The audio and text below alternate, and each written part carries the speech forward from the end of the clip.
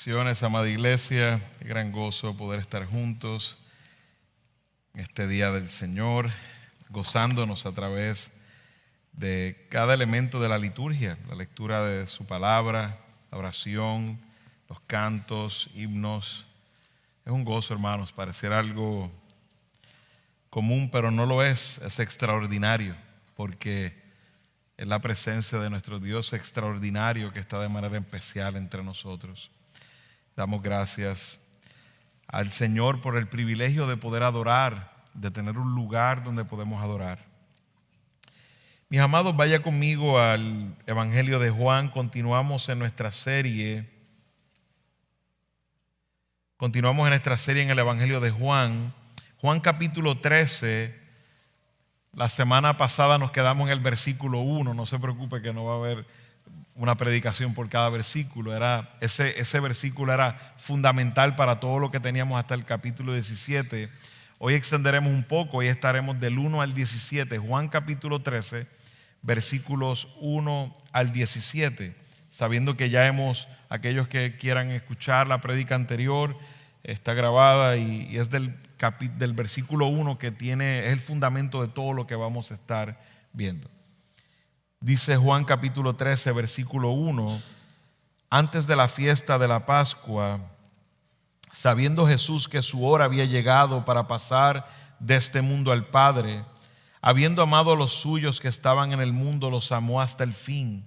Y durante la cena, como ya el diablo había puesto en el corazón de Judas Iscariote, hijo de Simón, el que lo entregara, Jesús, sabiendo que el Padre había puesto todas las cosas en sus manos y que de Dios había salido y a Dios volvía, se levantó de la cena y se quitó el manto y tomando una toalla se la ciñó.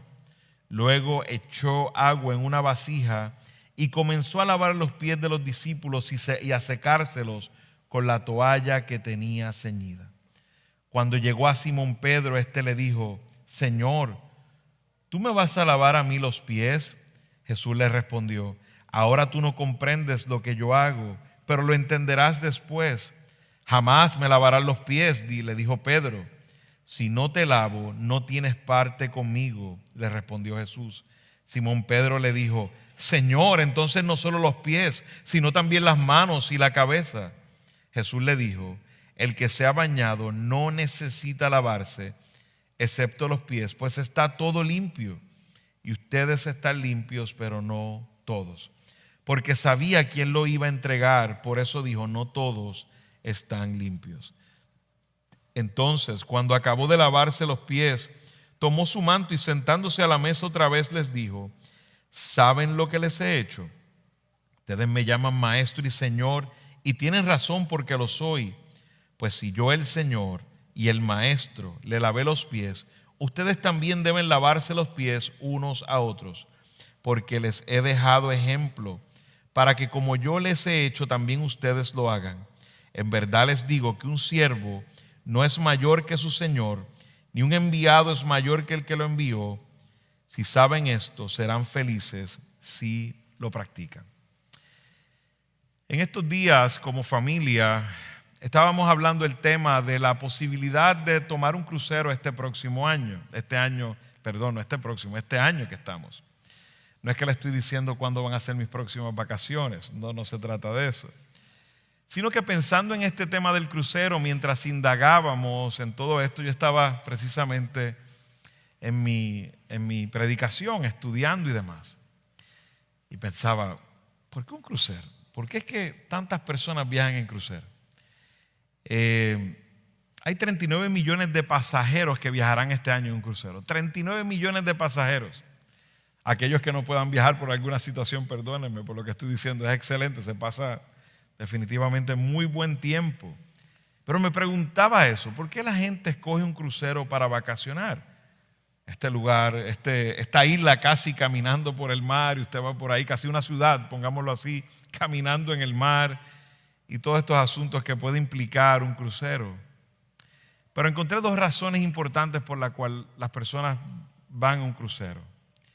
Y una de ellas, que es la menos importante en este contexto, es que la gente va a diferentes lugares, visitan varios lugares en un solo viaje, no tienen que gastar y visitan varios lugares, varios países, varias islas, todo esto.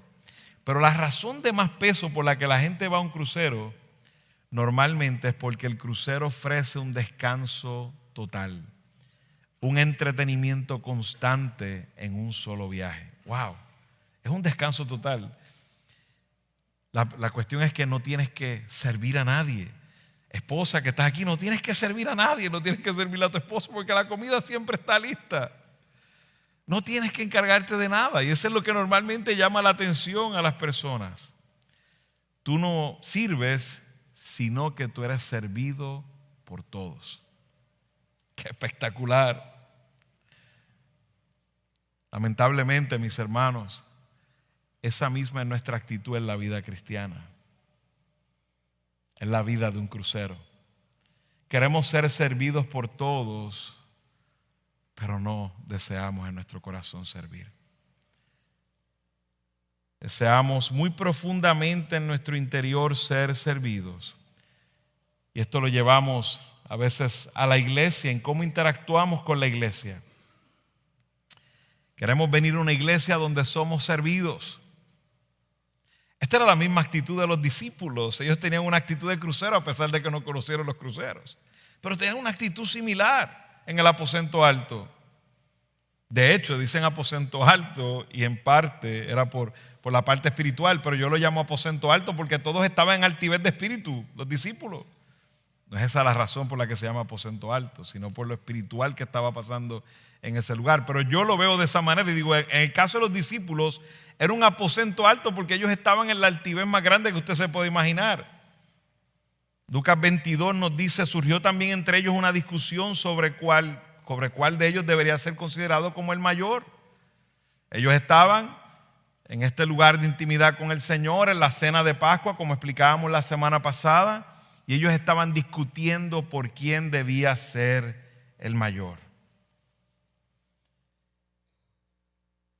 En este lugar, según vemos el texto, no había sirviente. Por lo tanto, se esperaba que uno de los discípulos tomara la jarra de agua, pero nadie estaba dispuesto. Estos eran hombres orgullosos que el Señor estaba trabajando en ellos. Pero ese problema parece que era solo ahí en ese lugar. Yo no creo que aquí en Orlando, en Iglesia Comunidad de Gracia, haya ese problema. Que hayan así tantas personas orgullosas.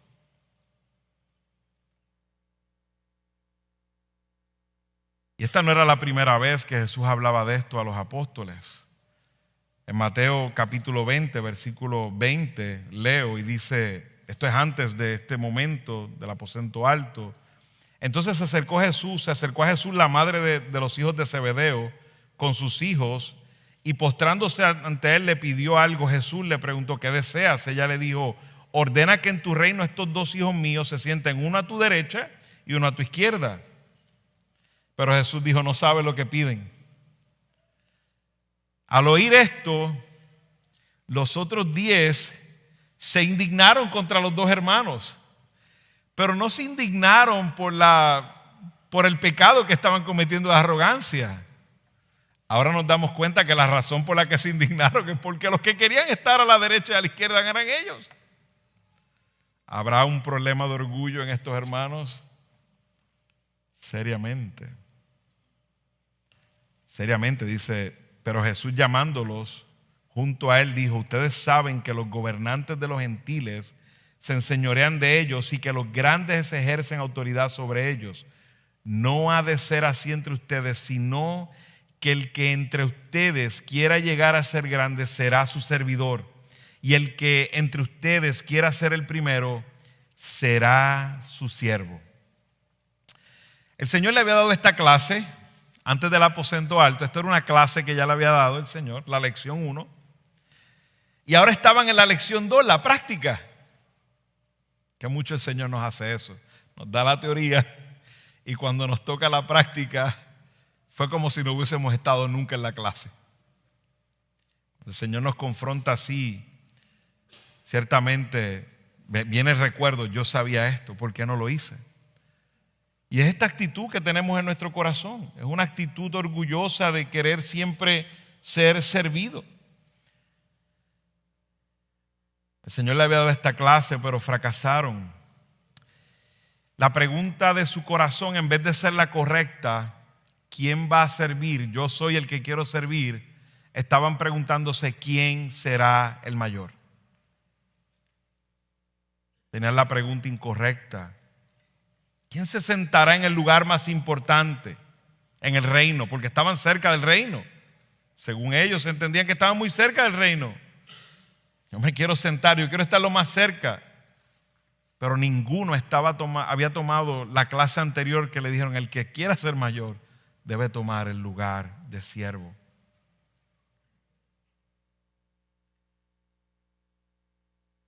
La clase no había hecho efecto en sus corazones. Mis hermanos, y esto es algo que nos habla a todos. Escuchamos sermón tras sermón, clase tras clase, y como que en ocasiones la palabra no hace efecto en nuestros corazones. Llegan las pruebas, llegan los momentos de aplicar eso aprendido y fracasamos igualito, y a veces hasta peor que los apóstoles. En el aposento alto todo estaba listo. Ahí estaba el lavamanos, la jarra, estaban los paños de lino, había agua en la jarra, pero nadie se movió. Por lo menos de los discípulos, ninguno se movió. Estaban ahí, la cena servida, pero no iban a poder comer hasta que no limpiaran sus pies. Todo listo, pero nadie se movió. Todos esperaron que otro tomara la iniciativa. Todos esperaron que alguien tomara la iniciativa.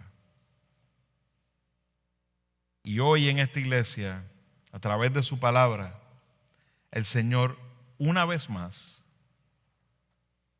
va a tomar el lebrillo con agua, se ceñirá la toalla y con amor nos lavará los pies con su amada palabra y confrontará a nuestros corazones orgullosos en cuanto al servicio humilde. Hoy el texto, mis amados, nos muestra el resultado del verdadero amor. Hablamos del verdadero amor, hablamos de ese amor perfecto, verdadero, la semana pasada. Y este texto hoy nos muestra el resultado de ese verdadero amor. El resultado de ese verdadero amor es el servicio humilde.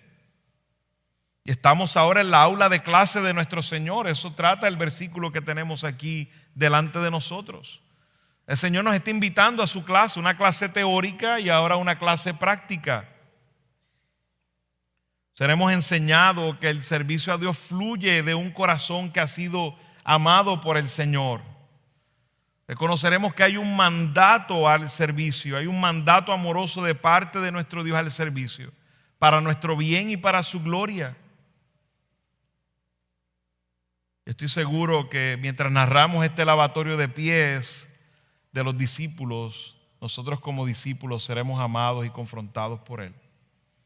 Veremos tres encabezados en cuanto al llamado al servicio humilde.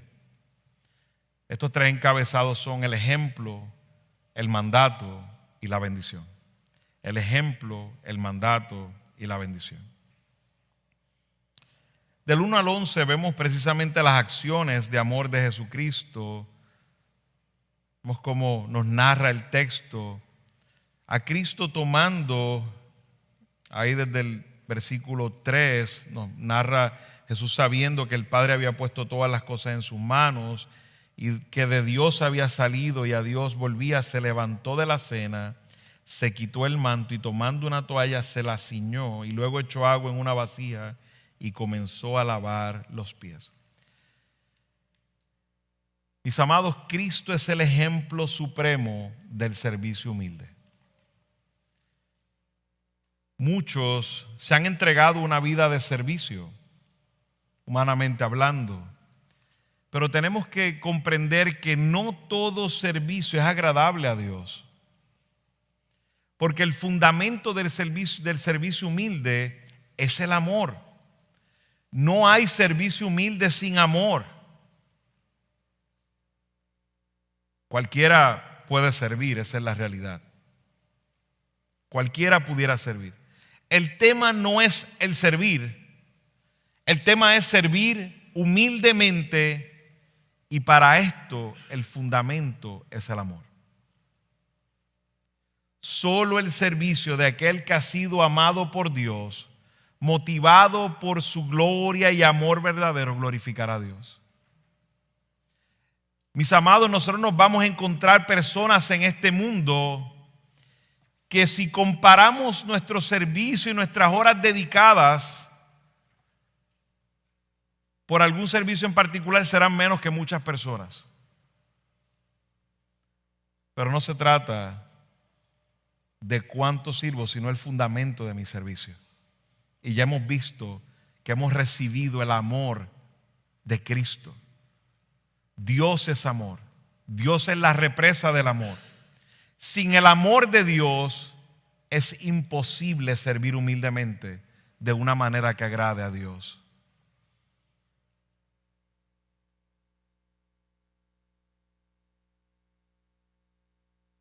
Un detalle importante en ese versículo 2, que tomaremos con más detalle en la próxima predicación, es el hecho de que Judas estaba ahí.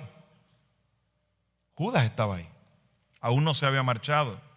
Dice que ya el diablo había puesto en el corazón de Judas que entregaría al Señor.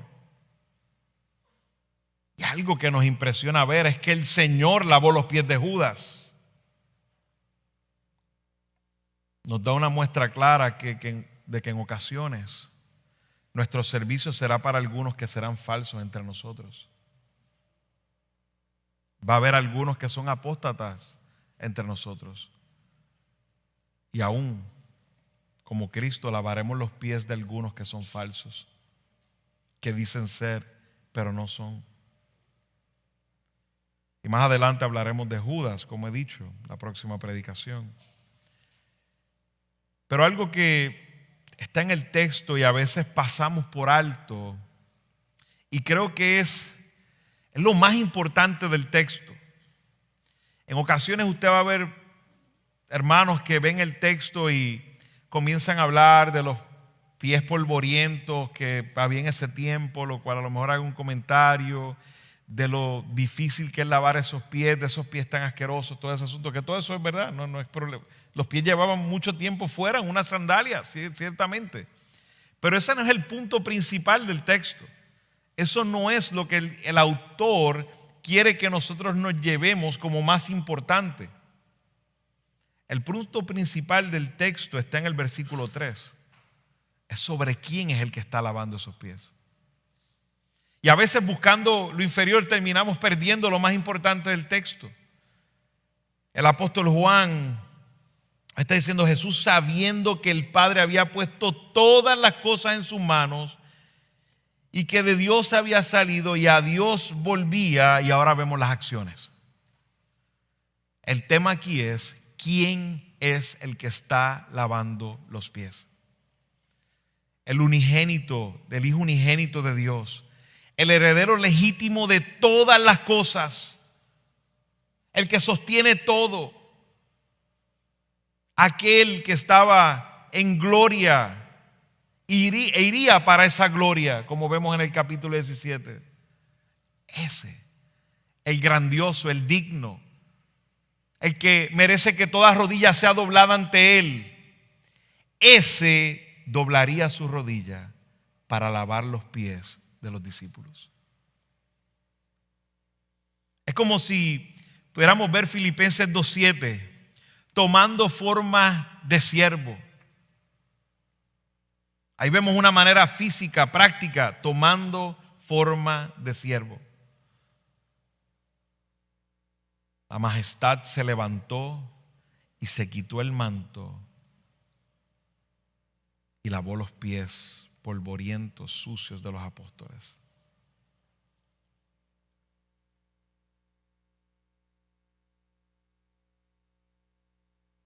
Como este paño grande de lino lo ciñó su cintura y empezó a lavar los pies de los discípulos, lavándolos con sus manos. Aquel, como decía el apóstol Pedro, revestido de humildad. Juan reveló en este texto, mis amados, la profundidad de la humildad de Jesús. La profundidad de la humildad de Jesús. Cuando usted mira la humildad es algo que muchos de nosotros podemos a veces apreciarla de manera incorrecta. A veces nosotros miramos a alguien pobre que no tiene nada y lo miramos como humilde. Pero la humildad no tiene que ver con su condición económica. De hecho, algunos de los que parecen ser humildes realmente son muy orgullosos, no son nada humildes. La humildad tiene que ver con lo que usted sacrifica haciendo lo que tiene que hacer. Por eso es que Juan exalta a Cristo. Exalta a Cristo. Y dice, este es el creador, este es el gobernante del universo. Lo más superior que podamos pensar en nuestra mente va a lo más inferior. Eso es humildad. No hay absolutamente nadie en esta tierra que pueda ser más humilde que Cristo.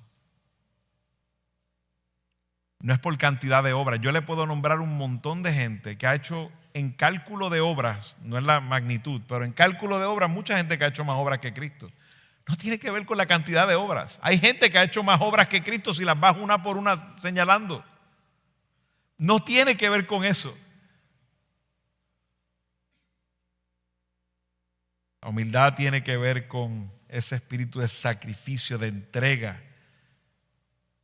Y este sí tenía para, cuando dice se despojó, es que se despojó de su divinidad. No, se despojó de su gloria, se despojó de lo perfecto, se despojó de la majestad para venir y tocar un piso polvoriento, para nacer en un pesebre, para tomar en la cruz del Calvario nuestra maldad, para lavar los pies polvorientos, sucios de los apóstoles.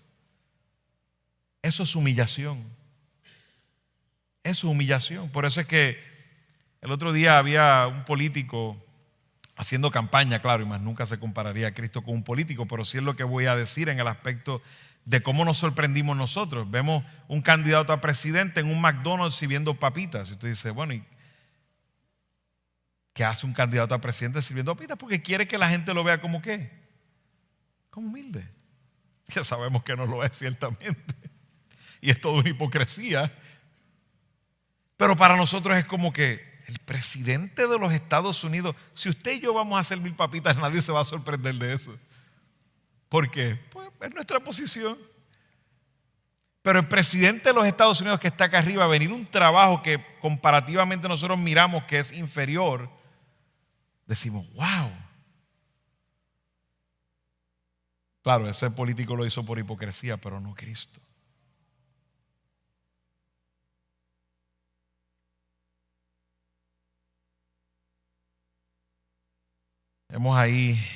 Estamos hablando del Rey de toda gloria, el Hijo de Dios, lavando los pies de los discípulos. Sabemos todos que Él era el que merecía ser lavado sus pies. Servicio humilde, esa actitud de Cristo. Dice la palabra del Señor en Filipenses capítulo 2, versículo 3 al 4. No hagan nada por egoísmo o por vanagloria, sino que con actitud humilde. Nos invita más adelante en el 5 que tengamos esa misma actitud que tuvo quien Cristo. Dice, cada uno de ustedes considere al otro como más importante que a sí mismo, no buscando cada uno sus propios intereses, sino más bien los intereses de los demás. ¿Es esa nuestra actitud, mis hermanos? ¿Es esa actitud humilde? ¿Estamos mirando el ejemplo de Cristo? Lo vamos desde el versículo 6. Nos damos cuenta que es una conversación importante y nos da dos verdades teológicas importantes. Usted sabe que Pedro no podía sostenerse sin hablar. Pedro tenía que hablar, ciertamente. Cuando llegó a Simón Pedro, este le dijo: Señor, ¿tú me vas a lavar a mí los pies? Como he dicho, no me sorprende que sea Pedro, pero es Pedro el que está expresando lo que está sucediendo en los corazones de todos. A veces podemos ser, ¿verdad? Y tenemos que ser cuidadosos en decir algo que la Biblia no dice, pero hay un contexto muy importante que nos puede llevar a interpretar de manera correcta. Pero algunos podrían decir, bueno, Pedro está diciendo eso por ignorante, o no, Pedro está diciendo eso, mis hermanos, por la vergüenza que acaba de pasar. ¿Usted sabe lo que es que ahora se le acordaron las palabras que había dicho el Señor? Ver a su Señor, a su rabí, a su maestro, haciendo lo que se supone que alguno de ellos hubiese hecho.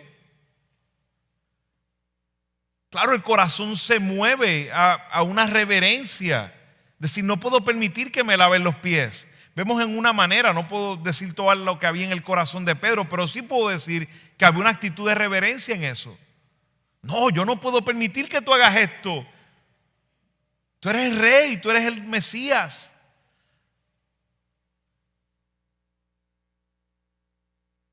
Claro, los discípulos, mientras discutían quién era el mayor, esto cayó, me imagino, como algo difícil para todos. Dijeron en sus corazones, esto no va bien. Aún pudo haber dudas en sus corazones. ¿Cómo es que es posible que esté el rey? Que este es el rey que va a reinar sobre la tierra y se arrodilla a lavar nuestros pies. ¿Cuándo se ha visto esto? Hermanos, con toda honestidad, ¿cuándo usted ha visto un rey haciendo algo como eso? ¿Cuándo usted ha visto un gobernante? Normalmente no lo hacen, y si lo hacen con hipocresía. No es algo normal. Los discípulos estaban cuestionándose. Pero este no es el rey. ¿Cómo que está haciendo el trabajo que ni los judíos siervos podían hacer ese trabajo? Ese trabajo de lavar los pies, mis hermanos, no lo podían hacer los judíos que eran esclavos, que eran siervos. No lo podían hacer. Eso era para judíos, para esclavos gentiles. Así era de denigrante ese trabajo. Y Jesús está haciendo ese trabajo, el más denigrante que había. Y el Señor Jesús le dice a Pedro: ahora tú no comprendes lo que yo hago, pero lo entenderás después. Pedro insiste y dice: jamás me lavarás los pies. Pedro no ha entendido todavía. Claro, porque todavía no ha venido la clase completa. De hecho, cuando Pedro hace esta expresión, jamás me lavarás los pies, le está diciendo ni por la eternidad me lavarás los pies. Es una expresión bien enfática. Ni por la eternidad me lavarán los pies. En ningún momento me lavarán los pies.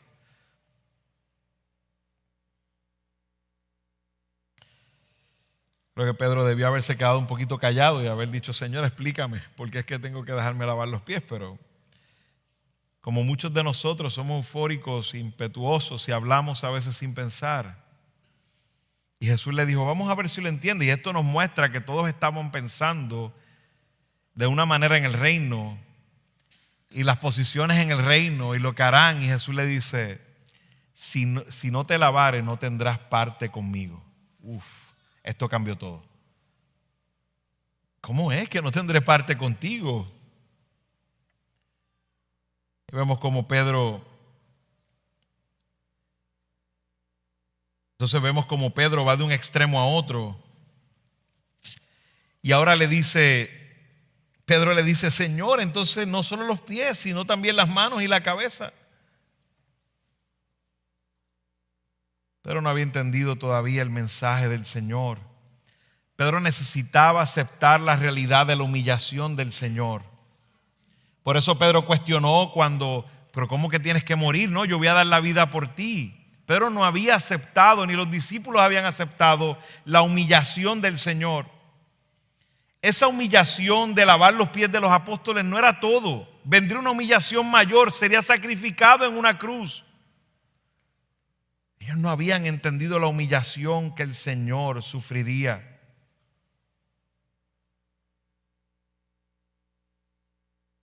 olvidemos que hay tres figuras importantes del Mesías en el Antiguo Testamento: el siervo sufriente, sacerdote y rey. Son tres figuras que vemos en el Antiguo Testamento. Y Jesús vendría, el Mesías vendría primero como ¿qué? Como siervo ¿qué? Sufriente.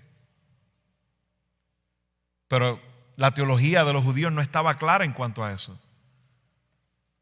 Vemos como ahora está haciendo una transición como que como sacerdote. De hecho, ese lavado de pies, ese lavatorio de pies, simboliza lo que Jesús está haciendo hoy por nosotros, sentado a la diestra del Padre.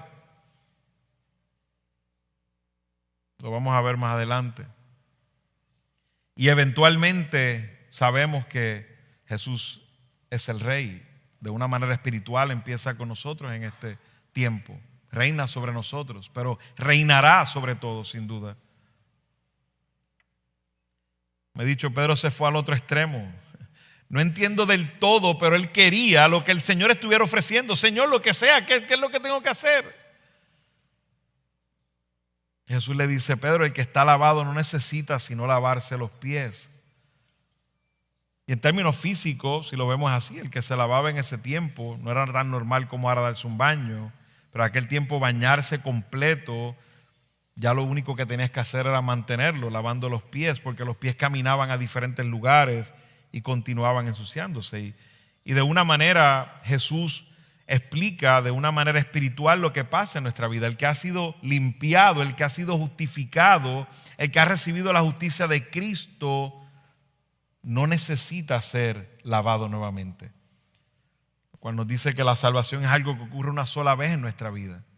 Ahora bien, cuando vemos el lavado de pies, ese lavado de pies simboliza nuestra santificación.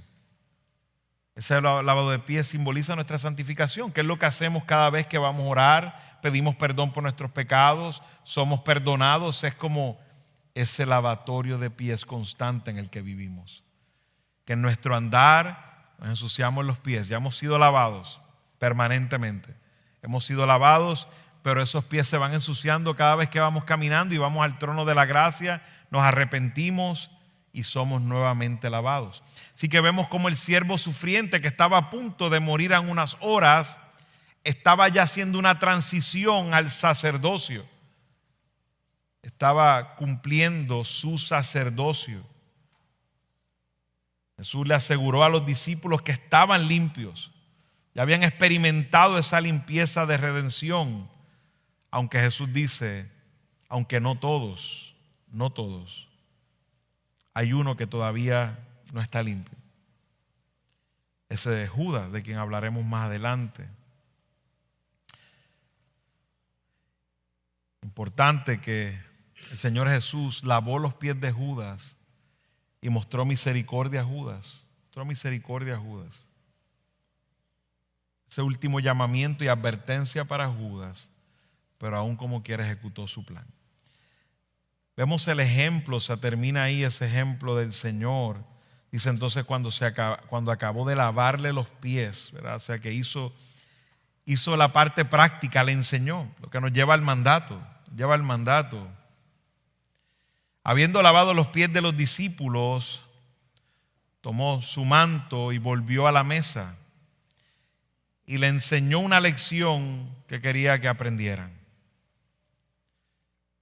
Como he dicho, hay dos verdades teológicas que ya vimos, que es la limpieza permanente de la justificación y vimos también la limpieza en la santificación. Pero estas no eran las verdades importantes de todo este texto. Estas son verdades teológicas que están ahí, pero no son los puntos principales que Jesús quiere enseñar. El principio más importante que Jesús quiere enseñar a sus discípulos era la trascendencia de la humildad y el servicio en amor. Este es el mandato, esta es la enseñanza. Por eso les pregunta, ¿sabéis lo que he hecho?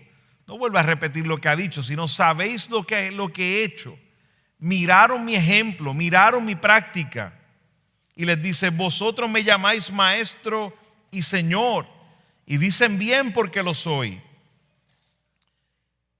Pues si yo el Señor y el Maestro he lavado vuestros pies, vosotros también debéis lavar los pies los unos a los otros. Mis amados, esto era una lección crucial para los discípulos. Ellos reñían constantemente entre ellos sobre quién sería el mayor. Pero el Señor de la gloria estuvo dispuesto a humillarse, a asumir el papel más bajo, el rol más bajo. ¿Cómo podía ser que los discípulos no lo hicieran? El Señor les pregunta: ¿por qué me llamáis Señor? Miren el juego de palabras, qué importante. En el versículo 13 dice: ustedes me llaman maestro y Señor, y tienes razón porque lo soy. Y en el 14 intercambia las palabras. Dice: pues si yo, el Señor y el maestro, ahora intercambia, y uno dice: bueno, ¿qué tiene de importancia que intercambia las palabras? Todo tiene importancia en la Escritura. Él es el maestro, ya le había enseñado. Es el Señor. Ahora empieza con Señor porque es un mandato para la vida de ellos. Es un mandato para la vida de ellos. Otras pruebas: ¿por qué me llaman Señor, Señor y no siguen mi ejemplo? Como decía en Lucas. ¿Cómo me llaman Señor y no hacen lo que digo?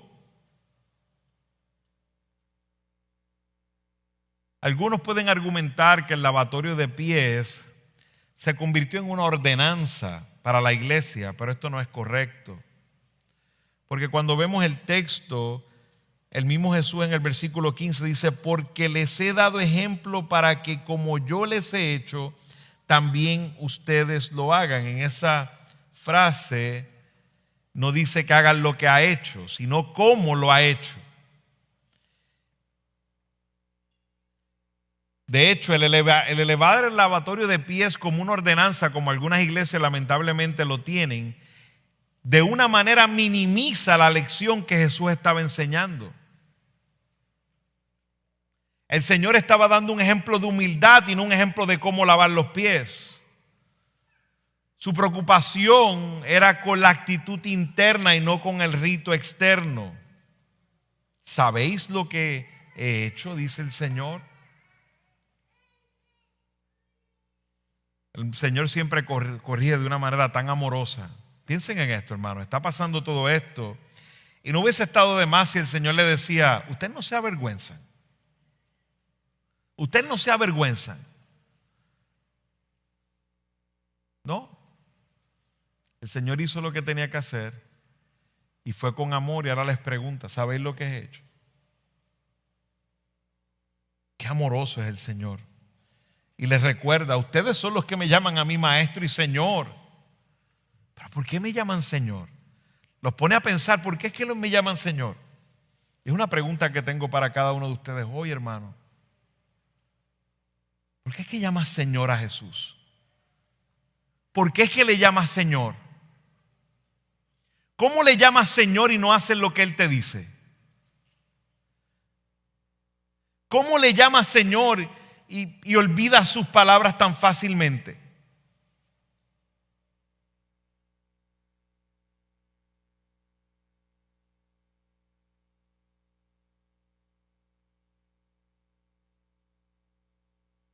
Y ahora viene Jesús a presentar, ¿verdad?, esa aplicación. Pues si yo, vuestro Señor y Maestro, ahora los términos invertidos, he lavado vuestros pies. Si yo he lavado los pies, como yo lo he hecho, también ustedes lo hagan. Y les dice: en verdad les digo que un siervo no es mayor que su Señor, ni un enviado es mayor que el que lo envió.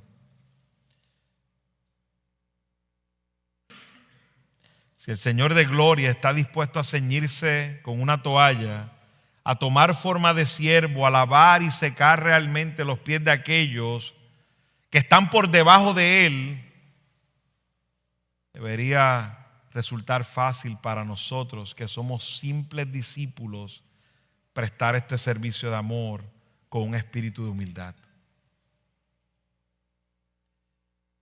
Y mis hermanos, como iglesia tenemos que recibir este mandato. Si llamamos a Jesús Maestro y Señor, este mandato es para nosotros. Si Él no es tu Señor, no lo escuche. pero si es tu Señor, escúchalo. Y no hay tal cosa como es mi Salvador, pero no mi Señor, porque eso no le enseña la Escritura. Dice que el que me ama guarda mis mandamientos. Eso no existe tal división, es Salvador y Señor. Si es tu Salvador y Señor, esto es un mandato para nosotros. ¿Cómo podemos nosotros llegar como iglesia, comunidad de gracia, a la conclusión de que esto es una iglesia verdadera? ¿Cómo nosotros podemos llegar a esa conclusión? ¿Cómo usted se ha atrevido a invitar personas aquí diciéndole, no, mi iglesia es una iglesia de sana doctrina, mi iglesia es una iglesia muy buena? ¿Cómo se ha atrevido a hacer eso? Claro, porque ha tenido una experiencia. Pero la contestación certera está en este mismo capítulo del capítulo 13. Vaya conmigo al versículo 34. Un mandamiento nuevo les doy, que se amen los unos a los otros. Que como yo los he amado, así también se amen los unos a los otros. Y mira lo que dice, ¿cuál es la señal? En esto conocerán todos que son mis discípulos, si se tienen amor los unos a los otros. Esa es la contestación. Que es una iglesia verdadera con discípulos verdaderos, una iglesia donde se ama como Cristo. ¿Y qué yo decía? Está el amor, el fundamento. ¿Y cuál es la acción de ese amor? El servicio humilde. Esa es la evidencia. Eso es lo que es tangible, eso es lo que podemos observar. Ese es el fruto que va a salir de un verdadero amor. De una comunidad que verdaderamente se ama, va a haber un servicio humilde. El amor es el fundamento de la humildad y el servicio son las acciones de la humildad. Esto se encuentra en todas las escrituras, amados. Voy a dar algunos versículos. En Gálatas 5:13 dice, porque ustedes, hermanos, a libertad fueron llamados, solo que no usen la libertad como pretexto para la carne, sino sírvanse por amor los unos a los otros. En Gálatas 6:2 dice, lleven los unos las cargas de los otros y cumplan así la ley de Cristo. Hebreos 10:24 dice, consideremos cómo estimularnos unos a otros al amor y a las buenas obras. En Primera de Pedro nos dice, sean hospitalarios los unos para los otros sin murmuraciones, según como cada uno ha recibido un don especial, hermanos, los unos a los otros como buenos administradores de la multiforme gracia de Dios. Una iglesia verdadera con discípulos verdaderos se aman los unos a los otros. ¿Y cómo sabemos que se aman? Porque se sirven en humildad unos a otros. En Efesios capítulo 3 el apóstol Pablo nos dice, a él sea la gloria en la iglesia y en Cristo Jesús por todas las generaciones. Dios debe ser glorificado en la iglesia. Cristo es glorificado en su iglesia. ¿Cómo llegamos al punto de glorificar a Cristo en la iglesia? En el capítulo 4 en Efesios nos habla de eso, que Dios le ha dado dones a la iglesia. Dice en el capítulo 4 versículo 11, y dio a algunos ser apóstoles, a otros profetas, a otros evangelistas, a otros pastores y maestros. ¿Con qué fin? A fin de capacitar a los santos para la obra del ministerio, para la edificación del cuerpo de Cristo. Dios ha dado apóstoles, nos dio toda la ley del Nuevo Testamento, nos ha dado profetas que fueron en parte también apóstoles, algunos de ellos, evangelistas para que continuara el evangelio, y hoy pastores maestros para que, a fin de capacitar a los santos para la obra del ministerio.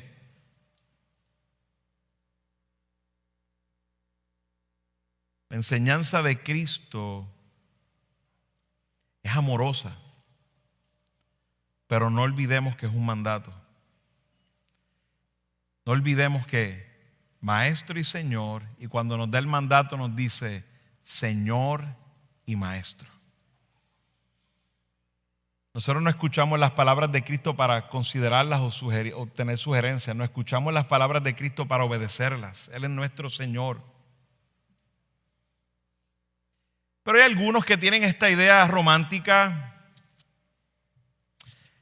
y dicen, es que lo mejor es servir de corazón, sin obligación. Suena tan bonito y tan romántico. Yo quiero sentirlo. Eso suena bonito, pero no es bíblico. Nosotros servimos en amor porque hemos recibido su amor. Pero servimos porque es nuestro Señor y nuestra vida es para su servicio. Mi hermano, el texto no nos está dando una sugerencia. El texto nos está dando un mandato. El servicio es un mandato de Dios a su pueblo. Qué bendición que puedas sentirlo y que puedas sentirte tan agradado de hacerlo. Qué bueno, de hecho es lo que se supone que pase. Pero aun cuando no te sientas agradado de hacerlo, es un mandato que tienes que hacer. O ¿cómo tú crías a tus hijos? Tú le dices a tus hijos, bueno, si yo te doy un mandato y tú te sientes bien, hazlo. Si no, no lo hagas. ¿Cuándo harán algo? Será la pregunta en la casa. Claro, después cuando ellos crecen, ¿verdad? Y van creciendo y van viendo el amor de nosotros en las disciplinas, va creciendo y dicen, ya yo entiendo que cuando el papi y mami me dicen, me conviene. Y así es nuestra relación con el Señor. Lo cual nos lleva a nuestro último punto, la bendición del servicio humilde.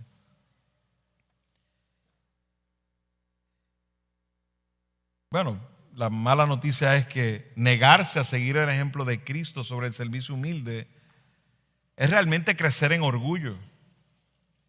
Pues como dice Jesús, el siervo no es mayor que su Señor, ni el enviado es mayor que el que le envió.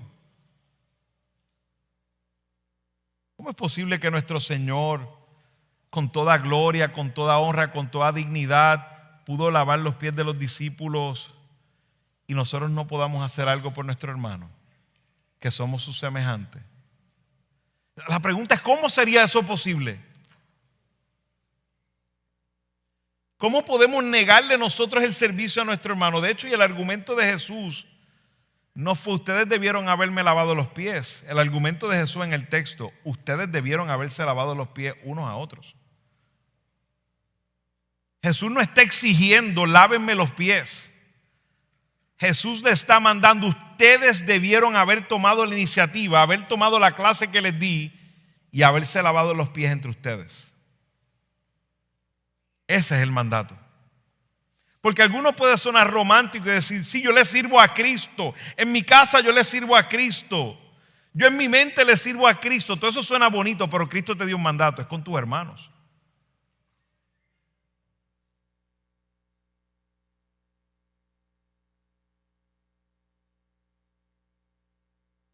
Y Jesús nos da una promesa con esto, una bendición. Dice, si sabéis estas cosas, bienaventurados, dichosos, dichosos.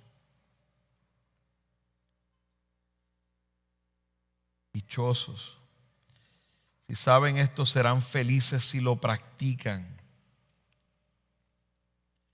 Vemos ahí claramente, como en muchos otros lugares en la Escritura, que la obediencia al Señor nos trae gozo a nuestra alma, nos trae bendición.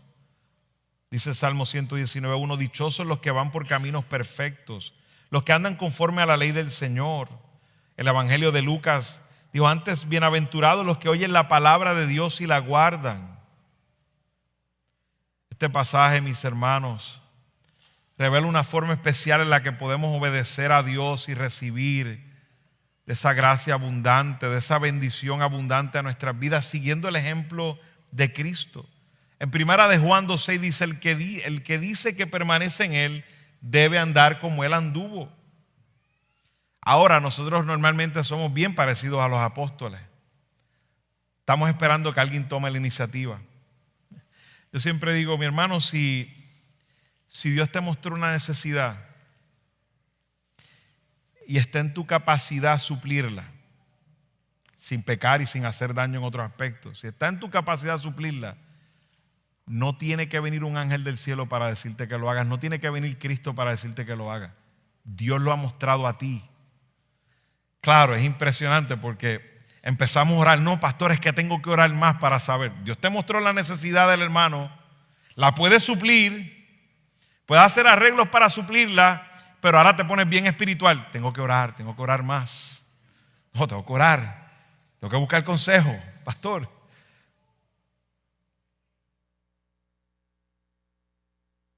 Alguien más, a lo mejor Dios mueve a alguien más para eso.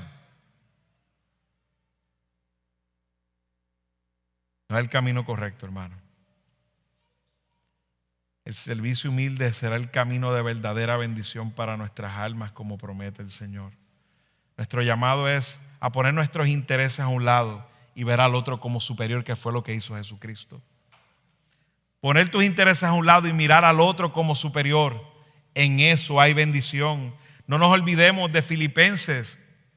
Y vemos ese mismo patrón en la carta a los Filipenses. Si va conmigo ahí el capítulo 2.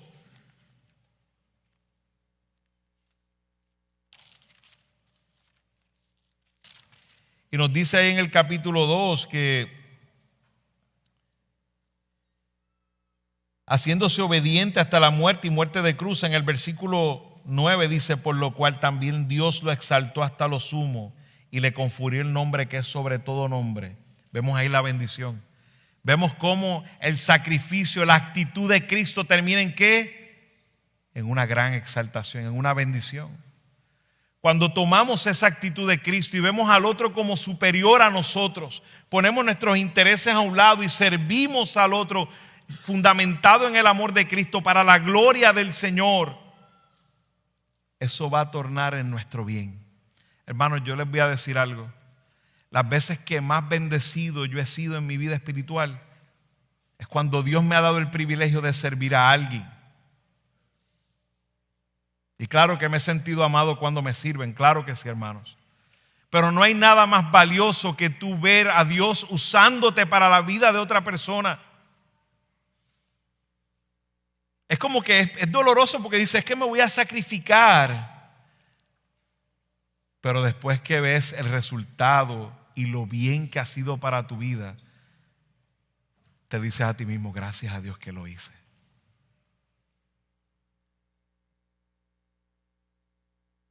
Es una bendición grande, hermanos, que vas a perder en no obedecer a tu Señor, en no seguir su ejemplo, no escuchar su mandato. No vas a tener esa bendición hermosa del servicio humilde. Pero aquí hay algunos que no están en el Señor, que no pueden entender lo que es el servicio humilde, porque el fundamento es el amor y no has sido amado por el Señor.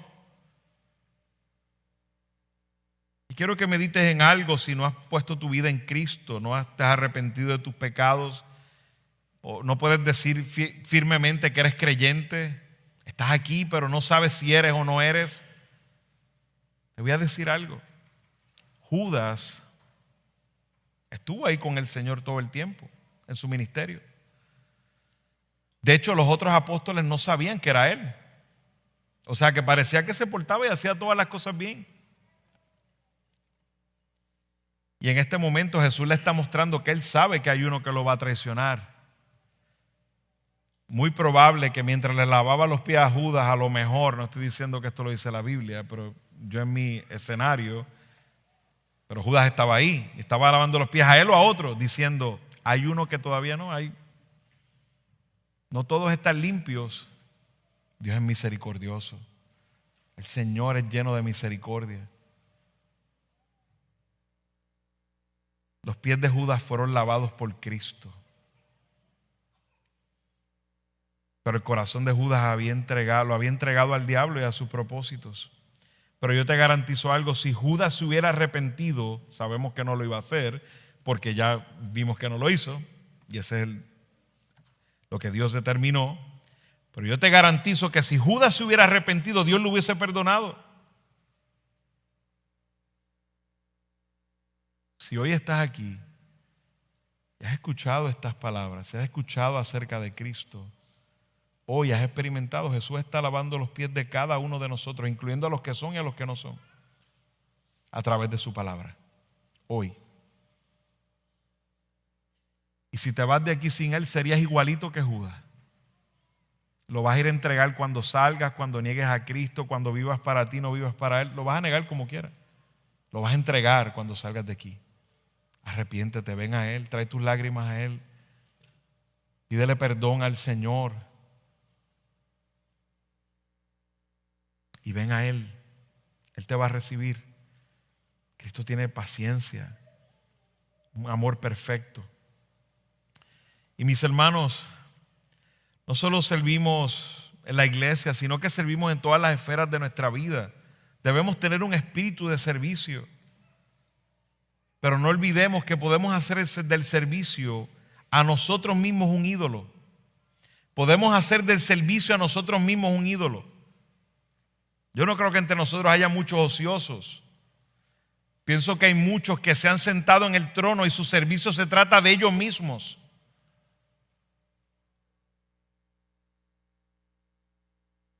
Y sí entiendo que tengas que trabajar para ti, para tu familia, todos esos asuntos lo entiendo.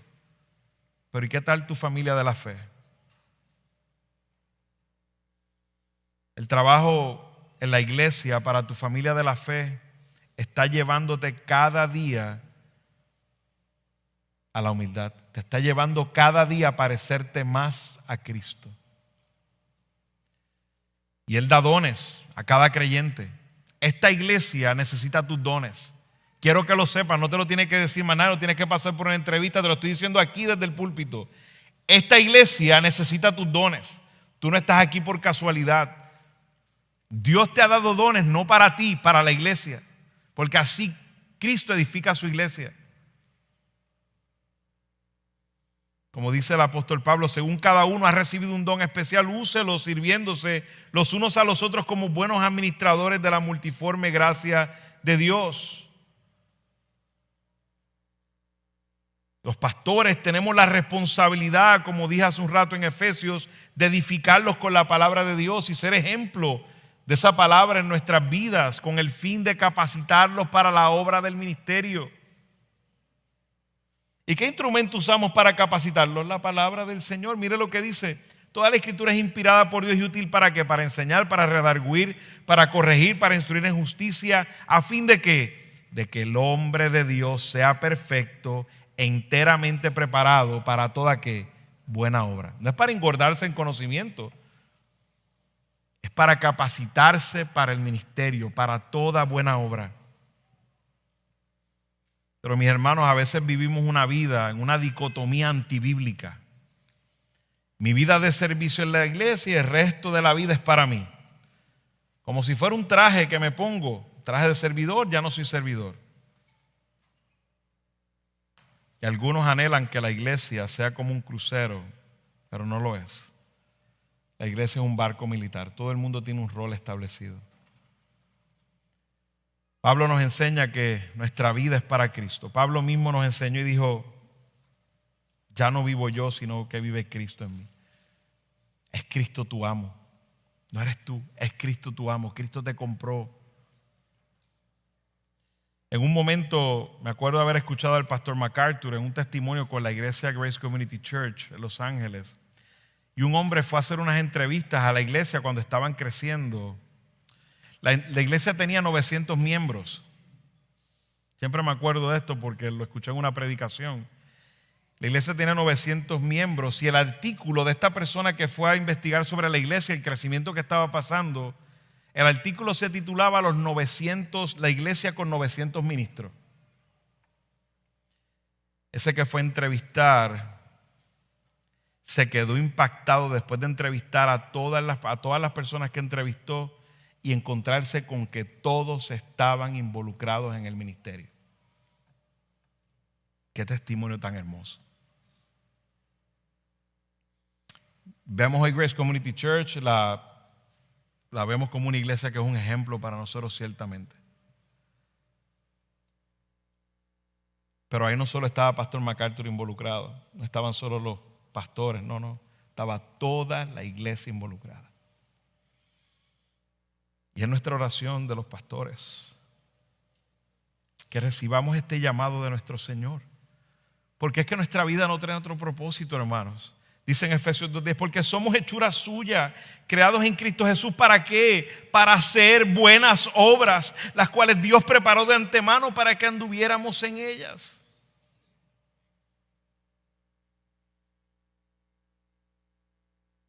Ayer, a terminar, recibí un mensaje de amor de una de nuestras hermanas.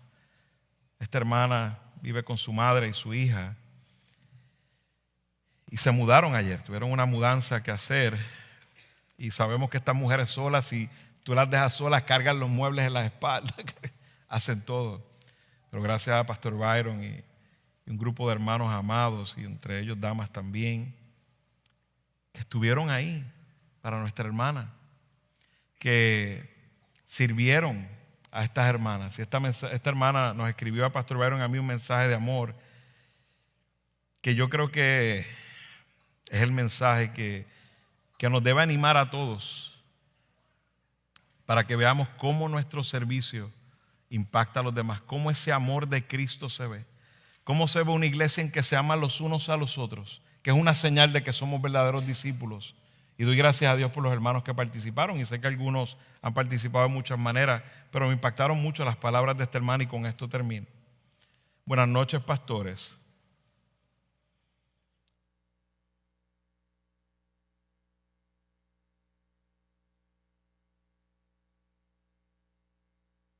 No quería pasar por alto tanto agradecimiento, primeramente a Dios por semejante bondad y gracia para con nosotras. También agradecida con ustedes, las oraciones y cada hermano como iglesia y cuerpo de Cristo que trabajaron para bendecirnos en hacer este trabajo para nosotras. He sido sumamente ministrada en el día de hoy, así como mi mamá y mi hija lo han sido. Nunca habíamos visto trabajar el cuerpo de Cristo de esta manera y han ministrado mucho a nosotras. Qué bendecida hemos sido con la gracia de Dios para con nosotras y este equipo de Iglesia Comunidad de Gracia. Oramos que el Señor les siga fortaleciendo y bendiciendo a todos, usándoles en amor y en las buenas obras. Gracias por hacernos parte y que la gloria sea para el Señor y siga siendo glorificado en todo. Esta es una nota sumamente importante. También les comento que hoy una persona que aún no es creyente, que vio lo que hicieron como iglesia, fue sumamente ministrado por el trabajo que han hecho hoy. Gloria sea a Dios. Y nos escribe un versículo bíblico en 1 Corintios 15:58. Por lo tanto, mis queridos hermanos, manténganse firmes e inconmovibles, progresando siempre en la obra del Señor, conscientes de que su trabajo en el Señor no es en vano. Oramos.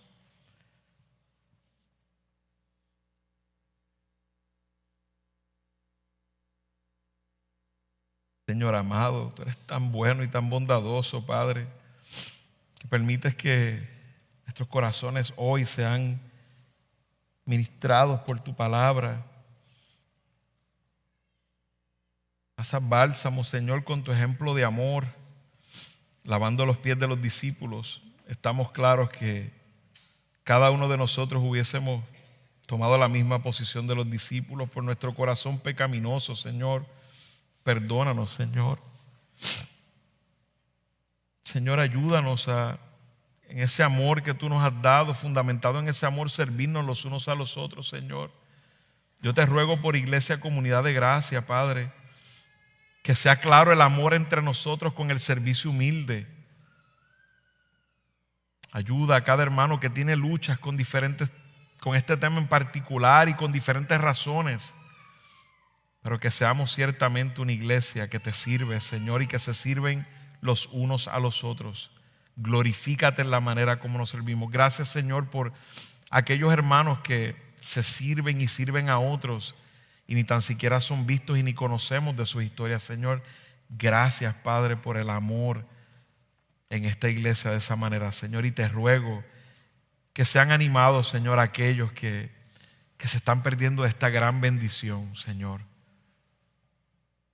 Ayúdanos a todos, Señor, a quitar los ojos de nosotros mismos, poner nuestros intereses a un lado y mirar al otro como superior a nosotros, Señor amado. Gracias por nuestro Señor Jesucristo. A Él sea la gloria por los siglos. Amén.